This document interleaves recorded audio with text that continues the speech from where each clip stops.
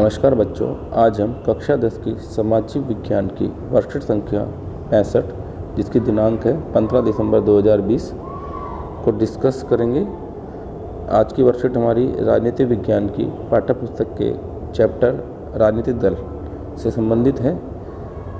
आज की वर्कशीट में हम एक अंक वाले जो प्रश्न हैं जो आपकी आने वाली परीक्षाओं में आएंगे उनको हम डिस्कस करने जा रहे हैं। तो चलिए आज की वर्कशीट हम शुरू करते हैं।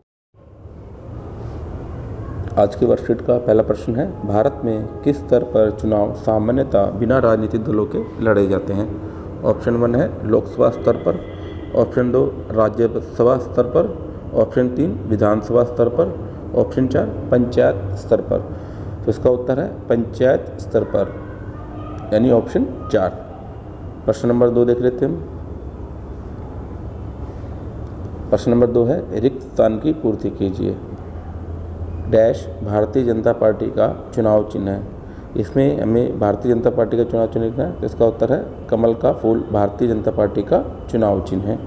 प्रश्न नंबर 3 देख लेते हैं, रेखांकित शब्दों को सही करके वाक्य को पुनः लिख लिए। जो हमारा रेखांकित शब्द है साइकिल, साइकिल राष्ट्रवादी कांग्रेस पार्टी का चुनाव चिन्ह है। तो यहाँ साइकिल की जगह क्या आएगा, घड़ी।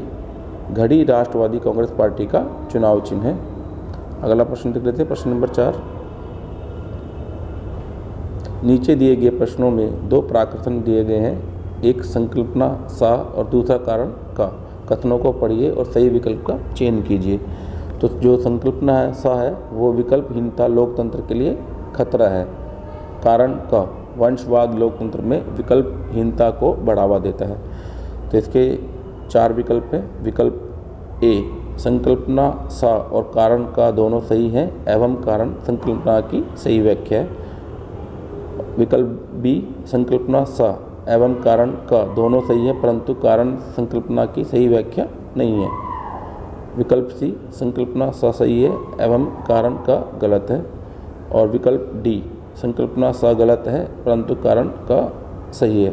एक बार हम संकल्पना को दोबारा देख लेते हैं। विकल्पहीनता लोकतंत्र के लिए खतरा, बिल्कुल सही है। कारण का वंशवाद लोकतंत्र में विकल्पहीनता को बढ़ावा देता है, ये भी बिल्कुल ठीक है।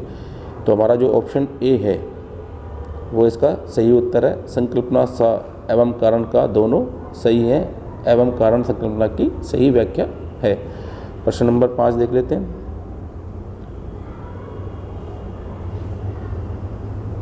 निम्नलिखित कार्टून की व्याख्या अपने शब्दों में कीजिए।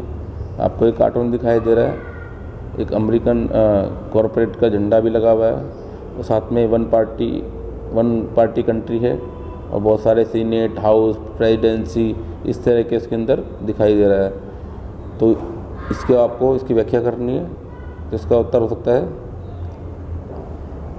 उसका उत्तर है इस कार्टून में एक दलीय व्यवस्था को दर्शाया गया है जिसमें विकल्पहीनता की चुनौती है।